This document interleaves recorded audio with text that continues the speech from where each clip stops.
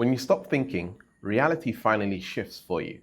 The reason why it shifts for you is because thought itself is taking you in directions that you are trying to intellectually make happen, right? However, source, God, presence is just happening all the time. And so brain, ego, thought is getting in the way of you shifting into the reality that you want. So thought itself is creating a indirect limitation. We don't realize it as a limitation because we think we're supposed to think. We think that we are supposed to think. But I can tell you, every thought that you have is a thought that you have learned because when you were born, you had no thought. So every thought that you have has come from this world. They gave you language, they gave you words, they gave you numbers. So immediately it's a limitation. What did you truly come here with when you were born? When you were born with feelings or emotions. Now I know those are descriptions and words, but that was you was born with energy flowing through your body, which we can call feelings and emotions. That's what you came here with.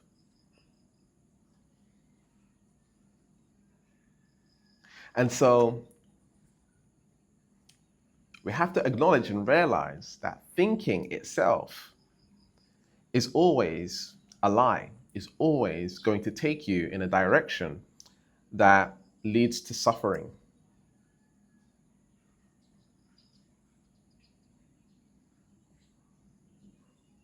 The Buddha says the root cause of our suffering is attachment. What if we go to the root of that? It's not necessarily, in my opinion, talking about being attached to the world, because there's no world out there that we can be attached to. It's attached to your thought, attached to I am this character, this person that is wanting this thing. The idea, there's a fly, that you think that there's a you that needs to manifest a thing or create my reality or master my reality, focus on reality creation, creates a set limitation. Because me is immediately limited. Me has thoughts, beliefs, ideas, concepts on reality, concepts on myself, right? A self-image, a personality. Immediately we have limitation. So let's say somebody's trying to become a millionaire, or someone's trying to attract the perfect partner, or someone's trying to travel the world, right? Already they set a goal and there's a gap between them and the goal, right? And the real gap is that the person who wants these goals has thoughts and limiting beliefs that are stopping them from achieving the goal, right? They have been experiencing a character up until now that says, I'm like this, I behave like this, I procrastinate, I struggle with this, I have imposter syndrome, I'm afraid to be seen, I'm afraid to put myself out there. What if I start and it fails? I failed before in the past and I don't want to fail again.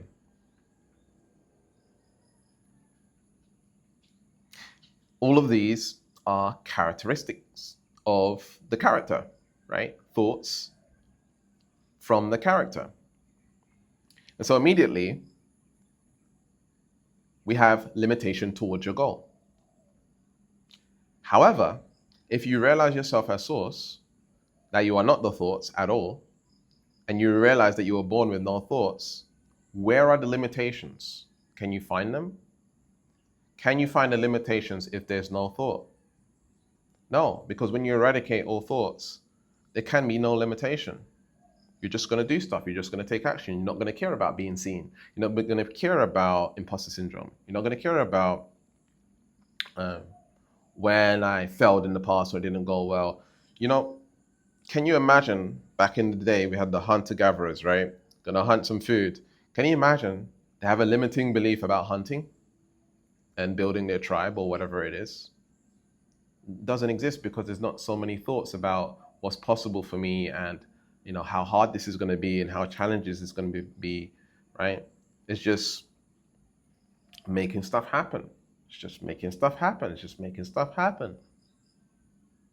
Unfortunately, we evolved to become intellectual. Through intellect, we've become limited.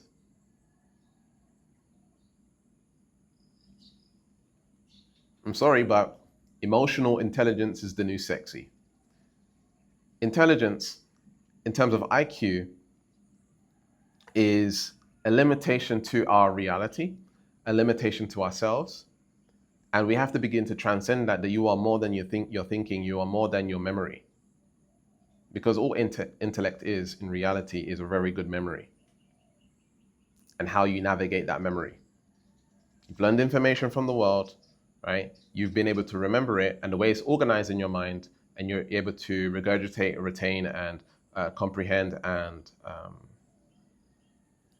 put the dots together would equal intellect, right? But we are much more grand than our own intellect. Emotional intelligence, however, is being able to navigate this reality and, at the highest level, holding a state of equanimity, which is basically stillness, meaning that there can be chaos on the outside, right? Doesn't matter what's going on. There could be another lockdown thing, right? But on the inside, you have peace.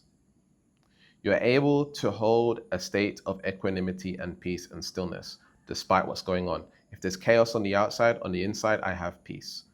And that, my friend, is the highest form of emotional intelligence. When you're non-reactive.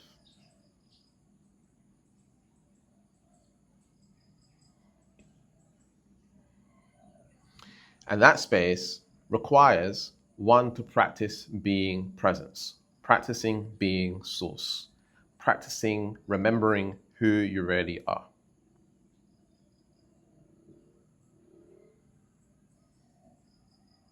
Because when you remember who you really are, why would you allow the matrix to affect you? And again, we are the matrix. But why would you allow it to affect you if you are it, if you are source? So everything outside of you, or what you believe to be outside of you, is no longer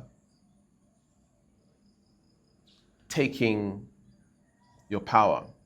You've taken back your sovereignty, and you realize life has a pendulum. That if I attach myself to life, I'm going to get stuck in the swing of life. It's going to keep on pulling me in different directions. However, if I have equanimity or stillness, and this isn't control over yourself, by the way, this is just realizing yourself as source, because controlling yourself and being disciplined is another thought, right? If you realize yourself as source, there's no need to control yourself because you are everything, and you'll be able to make choices and navigate this reality without the limitation of mind getting in the way. And so in that space of practicing presence, seeing yourself as source, operating through source, seeing everything as source, seeing everything as you, that is not out there, and everything out there is me, even though there's not a me either. And that is where the dots begin to connect. And that is where you have your sovereignty. And that is where you've mastered your reality.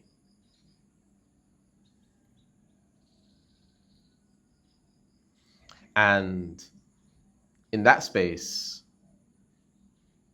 we are essentially practicing being in a state of enlightenment, which is the highest vibrational frequency. And there's a lot of content going around right now that the highest frequency is authenticity. That is not the truth. The highest frequency is not authenticity. That is another thought. That is another character, creating a story. And in fact, if you do the research on this viral stuff that's going around, that authenticity is the highest frequency, you will see that it was the actual experiment had nothing to do with authenticity. Someone that changed the experiment, put it in his own words, and now it's gone viral, and everybody thinks authenticity is the highest frequency. Enlightenment will always be the highest frequency. This is why we have content on ego death and, people taking plant medicine and, having these crazy experiences. This is the highest frequency. And so once again, thinking, has taken the truth and condensed it into authenticity. There's no such thing as authenticity. You can't be authentic. It's impossible. Because again, it's another character. Authenticity is another character because you again learn everything that you know from thought. You are not your thought. So how can you be authentic if you're not thought? You were born with no thought. Right? So authenticity doesn't exist. It's another lie of the matrix. And the matrix is thought itself. So this journey of understanding that you are source, that you are presence, is a practice. You want to come back there. You want to come back there on a daily basis. And if you want to practice coming back there with a group, with a community, to be a part of something, and we're all heading towards the same goal of realizing ourselves as source, then check out my links in the description and join my community. All right, I'll see you there. Peace, much love.